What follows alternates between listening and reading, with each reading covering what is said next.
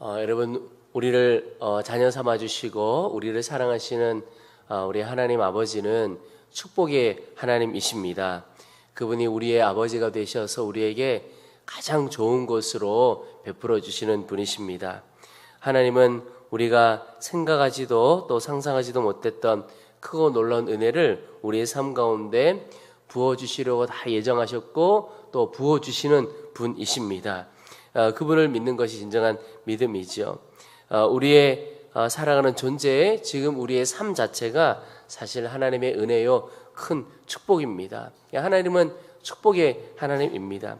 그러나 이 축복이 영원한 것은 아니라는 것을 기억해야 합니다. 하나님은 어떤 분이시냐? 축복을 주시기도 하시지만 거두어 가시기도 하십니다. 주신 분도 하나님이시고 거두시는 분도 하나님이십니다. 오늘 13절에 여호와의 말씀이니라 내가 그들을 진멸하니니 포도나무에 포도가 없을 것이며 무화과 나무에 무화과가 없을 것이며 그 잎사귀가 마를 것이라 내가 그들에게 준 것이 없어지리라 하셨나니. 여러분 열매가 당연히 맺혀야 하는데 열매가 없는 겁니다. 얼마나 비참하고 어려운 상황입니까? 또 하나님께서 마지막에 말씀하신 것이 내가 그들에게 준 것이 없어지리라 이렇게 말씀하고 계십니다. 열매 맺혀야 할 나무에 열매가 없고 하나님께서 주신 것 다 없어지게 되는 것, 하나님께서 그렇게 하신 것입니다. 이유는 하나님께 있는 것이 아니라 우리에게 있는 겁니다. 하나님의 백성이 하나님을 떠났기 때문에 이런 일이 벌어지게 되는 겁니다. 여러분 하나님을 떠나는 것이 바로 죄악이지요. 근데 그 죄악 때문에 하나님께서 열매 없는 삶을 우리가 살아가도록 하실 뿐만 아니라 이미 주신 축복도 거두어 가십니다. 이스라엘 백성들이 애굽에서 나와서 광야를 지나 가나안 땅에 들어가게 됩니다. 그런데 가나안 땅에 들어갈 때 하나님이 모세를 통하여 그렇게 간절하게 부탁하신 것이 가나안 땅에 들어가서 우상 섬기지 말라고, 그리고 가나안 땅에 들어갈 때 그 이방 민족들을 다 멸하라고 말씀하십니다. 이유가 그들이 가나안 땅에 들어가면서 이제 너무 풍요로운 것을 보면서 풍요를 계속 바라게 되고 우상을 섬겨가게 됩니다. 하나님을 예배한다고 하지만 자기의 욕심을 섬겼고 우상을 섬겼습니다. 어느 시기에는 하나님을 예배하는 것도 다 끊어져 버린 때가 있었죠. 심지어 자신의 아들까지 불살라 제물로 내어주는 일이 벌어지기도 했습니다. 여러분 얼마나 자기중심적이고 이기적이면 나 하나 잘 되기를 위하여 나의 자녀까지 제물로 줄 수가 있단 말이에요. 정말 지독한 자기중심적이고 이기적인 삶이 바로 이스라엘 백성들이었습니다. 또 이스라엘 백성들이 강대국 사이에 늘 끼어 있었습니다. 위아래로 늘 강대국 사이에 끼어 있었습니다. 그래서 어느 한 나라로부터 위협을 받으면 또 다른 강대국의 힘을 빌려 그 어려움을 극복해 보려고 했습니다. 다른 나라 의지했던 것이죠. 그들이 의지할 분은 하나님이신데 다른 나라에 힘 빌려서 그 어려움을 극복하려고 했습니다. 이게 늘 계속되어 온 이스라엘 백성들의 역사입니다. 그러나 이스라엘 백성들에게는 왕이 계셨죠. 바로 하나님이 그들의 왕이십니다. 그러나 그들은 그들의 왕이신 하나님을 섬기지 않았고 다른 것 의지하고 다른 것 섬기고 그냥 하나님을 외면하고 살아갔습니다. 축복의 하나님을 외면하며 살아갔습니다. 이것이 하나님을 노하게 하고 주신 것도 다 가져가게 하신 것이죠. 19절에 보시면 딸 내 백성의 심히 먼 땅에서 부르짖는 소리로다. 여호와께서 시온에 계시지 아니한가? 그의 왕이 그 가운데 계시지 아니한가? 그들이 어찌하여 그 조각한 신상과 이방의 헛된 것들로 나를 경노하게 하였는고 하시니. 여러분 이스라엘 백성들에게는 섬기고 의지해야 할 하나님, 그들의 왕이 계셨죠. 그 왕으로부터 모든 해답이 있는 겁니다. 어려움이 와도 그 왕을 의지할 때 그분이 힘이 되어 주실 것이고 다른 모든 것 섬기고자 할 것 섬길 이유가 없는 겁니다. 하나님 섬기고 하나님 사랑하면 하나님께서 축복이 주시고 우리에게 필요한 모든 것 넉넉하게 다 주시는 분이 하나님이십니다. 그런데 그렇게 하지를 않은 거죠. 이스라엘 백성이 참으로 어리석었던 것입니다. 여러분, 원인을 제대로 알고 그래야 제대로 대처할 수가 있는 것입니다. 하나님께서 주신 것, 거두어 가신 것이 하나님을 떠났기 때문이라면 우리가 해야 할 것은 무엇입니까? 하나님께로 다시 돌아가는 것입니다. 그런데 이스라엘 백성들의 고집이 얼마나 대단한가? 14절에 보시면 우리가 어찌 가만히 앉았으랴 모일지어다. 우리가 견고한 성읍들로 들어가서 거기서 멸망하자. 여러분, 돌아가는 것이 무엇입니까? 하나님 의지하는 길로 다시 돌아가야 하는데 오히려 이스라엘 백성들이 견고한 성읍으로 들어가자. 하나님께서 우리를 멸하게 하셨고 하나님 우리에게 마실 물도 주시지 않는다. 견고한 성읍으로 들어가자. 그 말은 견고한 성읍 들어가서 살아보자. 견고한 성읍 의지해보자. 이런 것입니다. 여러분, 이때 나라가 쓰러지고 넘어질 만한 이 위기에 서 있는 이스라엘 백성들이 해야 할 것은 두 손 들고 하나님께로 나오는 것 뿐이었습니다. 이스라엘 백성들이 참 지혜롭지 못하고 어리석었던 것입니다. 여러분, 오늘 우리의 삶은 어떤가 잘 살펴보아야 하겠습니다. 여러분, 혹 우리가 인생을 살아가는데 내가 애쓰고 힘써도 열매가 없다. 오늘 말씀에 나와 있는 것처럼 무화과 나무에 열매도 없고 잎도 무성하지 못하고 이런 일이 벌어진다면 분별해 보아야 할 것이 있습니다. 먼저는 아직 하나님의 추수의 때가 이르지 않은 것인가 살펴보아야 합니다. 여러분, 오늘 기도의 열매를 주님께서 맺으시기 위해서 기도의 항아리가 더 차야 한다면 기도를 계속해 나가야 하는 거죠. 우리의 눈물의 항아리가 더 차야 한다면, 또 수고와 헌신의 항아리가 더 채워져야 한다면, 만약에 그런 것이라면, 하나님의 추수의 때가 아직 오지 않은 것이라면 계속해서 인내하면서 계속 기도의 항아리에 기도를 쌓아야 하고 눈물의 항아리에 눈물을 채우고 수고와 헌신의 항아리를 채워가야 합니다.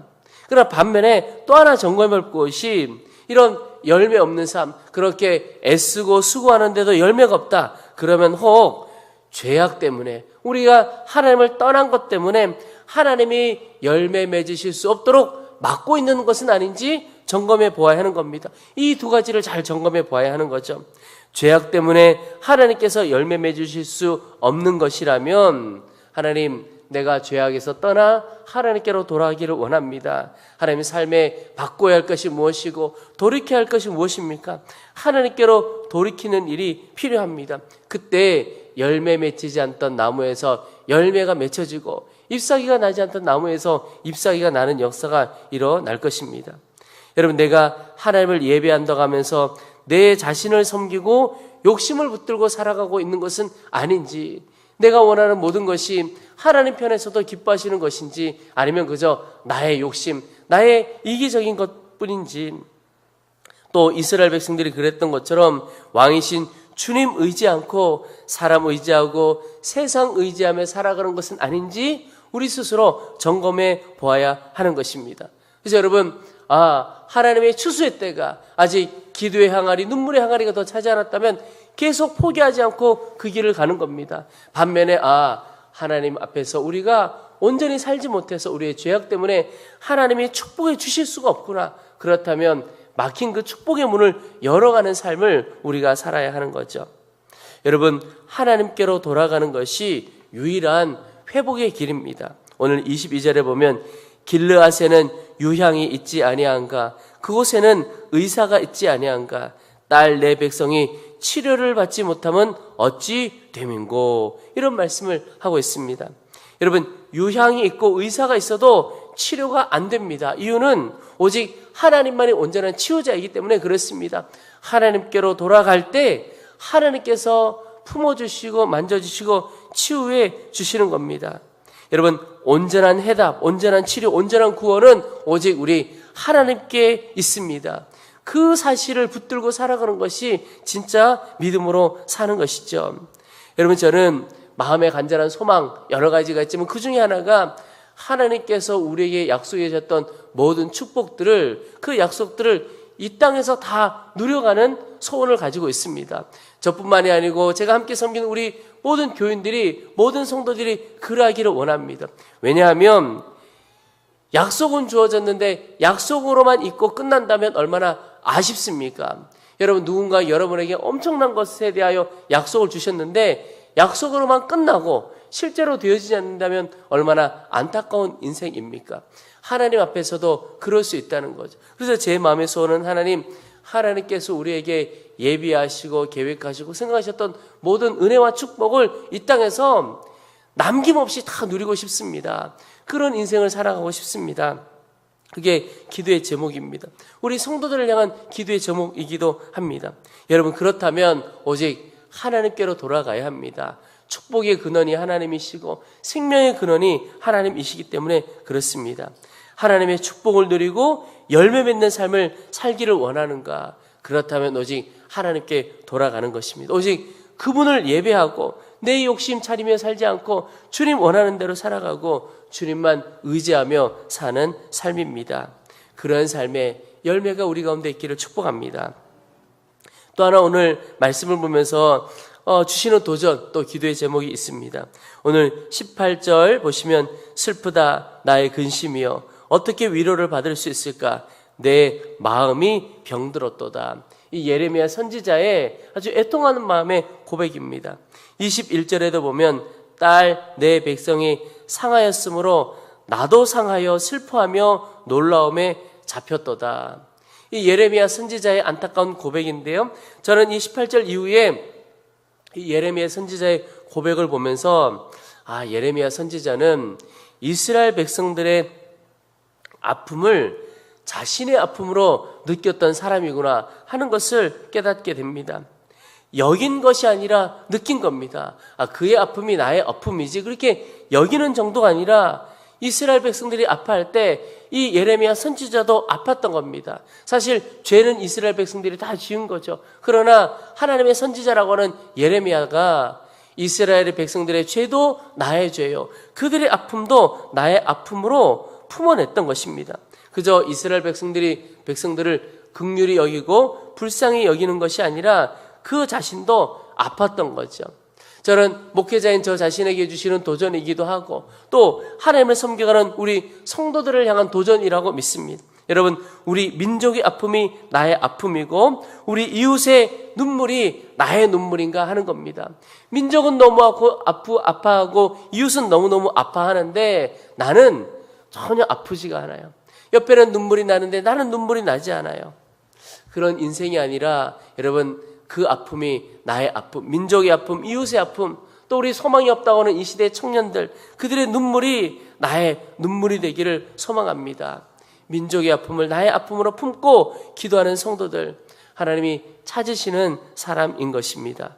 그런데 여러분, 어떻게 그의 아픔이 나의 아픔으로 느껴지고 눈물이 가능할 수 있을까? 사랑하면 됩니다. 사랑하면 그 사람의 아픔이 나의 아픔이고 그 사람의 눈물이 나의 눈물이 되는 겁니다. 우리 생명의 삶에도 보면 나와 있는 이야기인데요. 한 대형교회 목사님 어린 딸이 그저 한 2돌 정도 되었을 때 화장실 문틈에 손이 끼어서 손톱이 빠지는 일이 일어났다고 합니다.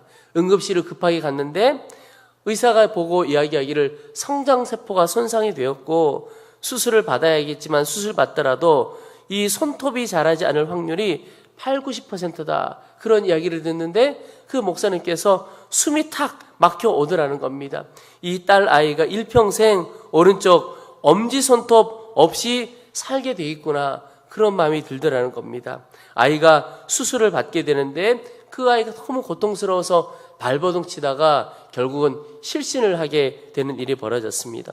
그때 이 목사님 마음에 문득 들었던 생각이 내 손톱을 이 아이에게 줄 수 없을까? 그런 마음이 들더라는 겁니다.